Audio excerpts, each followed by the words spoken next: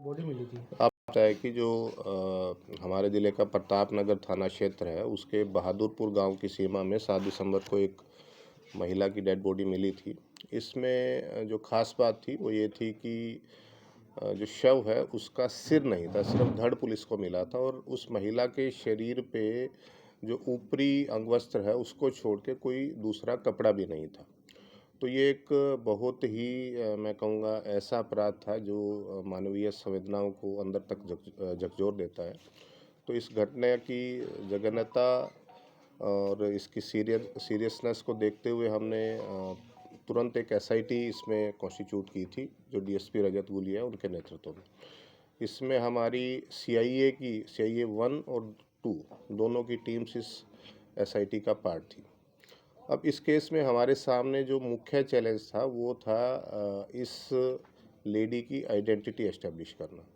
But क्योंकि सिर नहीं था तो ये भी एक बहुत मुश्किल काम था। हालांकि हमने इसके लिए काफ़ी प्रयास किया। जितने भी हरियाणा के जितने भी थाने हैं वहाँ पे पर्सनली बात करके एफर्ट किया कि कोई अगर महिला की गुमशुदगी दर्ज हुई हो।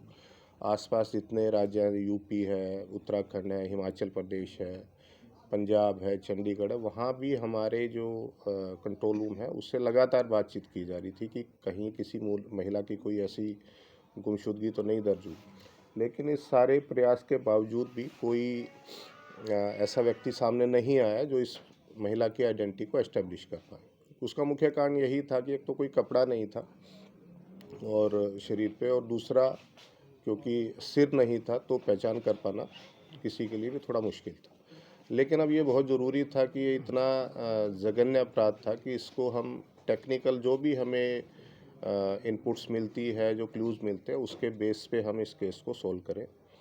तो लगातार 6 दिन हमारी जो पुलिस की टीम्स है वो दिन रात लगी रही। इसमें बहुत ज़्यादा पुलिस का एफर्ट इन्वॉल्व हुआ है और मैं कहूँगा कि उन्होंने इतनी मेहनत की है कि काफ़ी ऐसे सदस्य भी होंगे टीम में जो कई रात से ठीक से सो भी नहीं पाए होंगे। तो फाइनली इसमें टेक्निकल इनपुट्स के बेस पे कल हमने जो इसमें जो अपराधी है जिसकी पहचान बिलाल सन ऑफ फुरकान, ये टिडोली गांव है सहारनपुर के पास, वहाँ का रहने वाला है। तो इसको हमने कल इस अपराध में गिरफ्तार किया। उसने ये बताया कि ये जो महिला है ये लगभग 2 साल से उसके संपर्क में थी और पार्टली ये उसके साथ लिव इन रिलेशनशिप में सहारनपुर में ही रह रहा था। इसका काफ़ी आना जाना था उसके पास और काफ़ी खर्चा भी ये उस महिला का उठाता था। दोनों पैसे का लेन देन दोनों के बीच में था। तो इसमें ये युवती चाह रही थी कि ये युवक उससे शादी करे, लेकिन युवक के परिवार ने उसकी शादी कहीं और तय कर दी और आज इसकी शादी भी होनी थी। कल हमने इसको गिरफ्तार किया और आज इसकी शादी होनी थी। तो ये युवती इस पे शादी का इसने बताया कि प्रेशर बना रही थी। तो इसको ये डर था कि कहीं इसकी शादी के बीच में ये ना आके इसकी शादी ना खराब हो जाए, इसके परिवार की बेइज्जती ना हो जाए, इसलिए इसने इसको रास्ते से हटाने का प्लान बनाया। तो उसी प्लान में ये जो 6 तारीख की रात है लगभग 8 बजे ये युवती को सहारनपुर से लेके चला है। तो यहाँ पे बहादुरपुर जो गांव है उसके पास पहुँच के इसने ये किसी बहाने से इसने कार रोकी और ये कार की पिछली सीट पे आ गया। युवती है वो जो ड्राइवर सीट हम जिसको कंडक्टर सीट जिसको हम बोलते हैं उस पर बैठी थी। तो इसने सीट बेल्ट को ठीक करने के बहाने से उसकी सीट बेल्ट को खोल के और उसी सीट बेल्ट से उसका गला घोट दिया और फिर थोड़ी देर के बाद लगभग 500 मीटर आगे जाके इसने उस युवती का जो शव है उसको गाड़ी से उतारा और पास का जो खेत है जहाँ पे आपने पॉपुलर की प्लांटेशन देखी होगी, तो वहाँ जाके इसने उस युवती को उसका शव नीचे उतार के वहाँ ले गया और चाकू से उसका गला रेत दिया और कपड़े भी उसने जो युवती के थे वो सारे उतार लिए। तो जो सर काटने का या कपड़े उतारने का उद्देश्य ये था ताकि इसकी पहचान एस्टेब्लिश ना हो सके। तो आगे जाके इसने फिर थोड़ा सा और आगे जाके कलेसर की तरफ वो जो सिर है और कपड़े हैं वो वहीं जंगल में कहीं फेंक दिए। तो हमने इसको गिरफ्तार कर लिया। आज हम माननीय न्यायालय से अदालत से अनुरोध करेंगे कि इसका पुलिस रिमांड लगभग 8 दिन का हमें मिले ताकि हम जो इस तरह इसमें साक्ष्य है जो इस क्राइम को इस एक्यूज से कनेक्ट कर पाए, जिसमें इस युवती के सिर की बरामदगी भी है, हत्या में प्रयोग होने वाला चाकू भी है।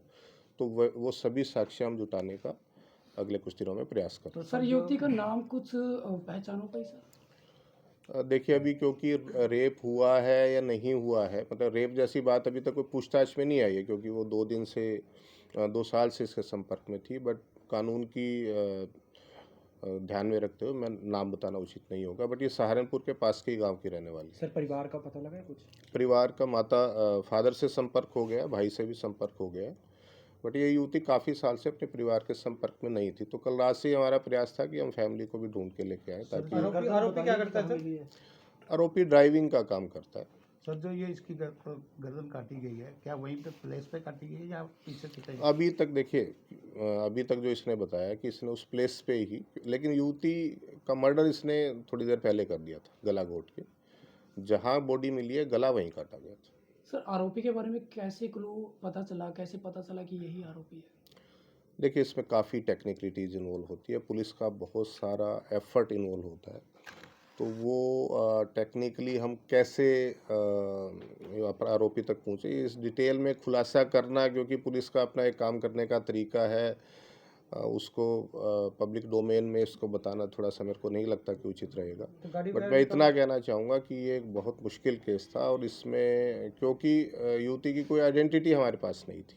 आइडेंटिटी होती तो बहुत आसान होता है इसको ट्रेस करना, लेकिन आइडेंटिटी तो अब जब ये पकड़ा गया आरोपी, इसी से पूछताछ करने पे आगे पता लगे। तो ये बहुत ही मुश्किल केस था, और रात का समय था सारा, तो बहुत ज़्यादा इसमें एफर्ट इन्वॉल्व होता है। तो डिटेल तो मैं यहाँ बताना थोड़ा सा उचित नहीं होगा। बट मैं इतना ज़रूर कहूँगा कि बहुत अथक प्रयास पुलिस ने किया, बहुत ज़्यादा मेहनत की। सर गाड़ी बरामद हुई है? अभी मैं बताया, आगे कुछ दिनों में जैसे जैसे इन्वेस्टिगेशन आगे बढ़ेगी, जो जो साक्ष्य आएंगे हम आपको बताते हैं। सर